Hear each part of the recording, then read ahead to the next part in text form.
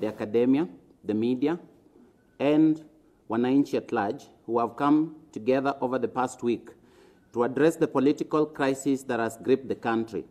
We are united by the commitment to non-violence, justice, truth, and free, fair, credible, and peaceful elections. Our consultations have convinced us that it is not possible to hold a free, fair, and credible elections on October 26, 2017 as scheduled. We, the people, therefore demand that the election scheduled for 26th October be called off. Kenya is in a grave and deepening crisis, with ethnic militias mobilizing and vernacular radio stations calling on people to prepare for war. Communities are arming themselves. Politicians are making incendiary speeches and threatening violence.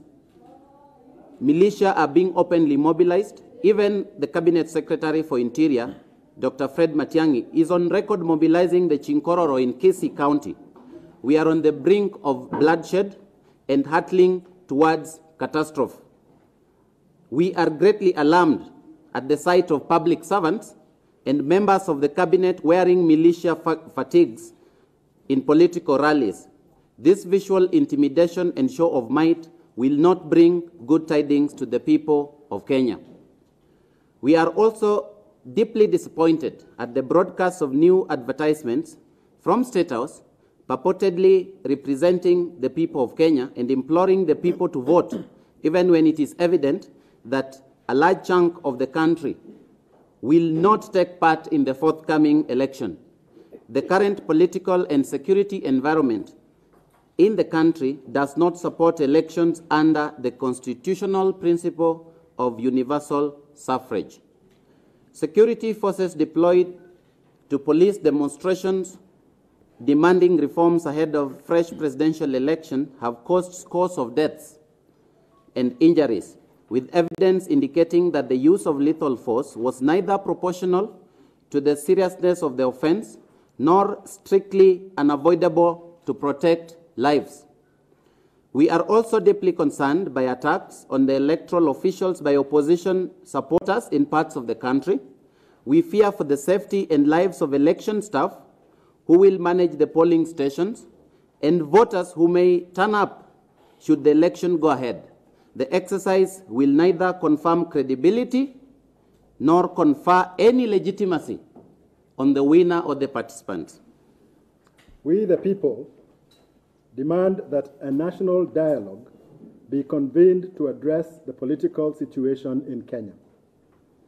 As we prepare for the national dialogue, it is urgent that we do the following. One, that Mr. Wafula Chebukati, as the National Returning Officer for the presidential election, urgently seek the guidance of the Supreme Court in light of the present circumstances. It is a fact that the IEBC cannot deliver a free, fair, and credible election on 26 October 2017. Two, that the political leadership commit to the national dialogue and de-escalate the rising tensions in the country. In order to achieve this, the President must refrain from assenting to and gazetting the Election Laws Amendment Bill 2017, while all political actors must commit not to mobilize their supporters for violence.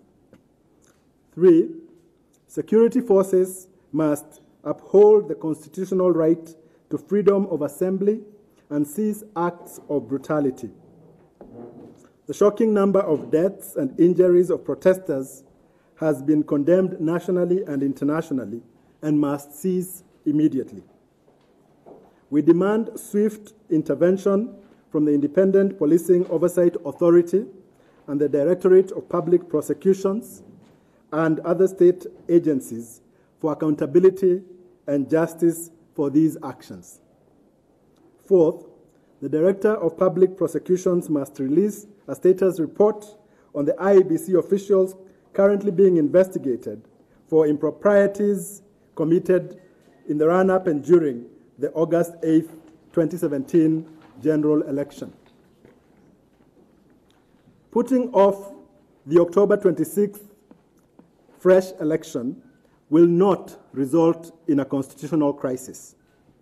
We, the people, remind those clutching at this legal fig leaf that the judiciary has previously helped the country to identify election dates in 2012 under the current constitution and can do so again. And we seek to remind those who are claiming that this is going to lead to a constitutional crisis, that when constitutional crises are handled maturely and properly by we, the people, they can turn into a constitutional moment. The Election Commission has power to postpone polling in the event that the environment is hostile to and will likely frustrate free, fair, and credible elections.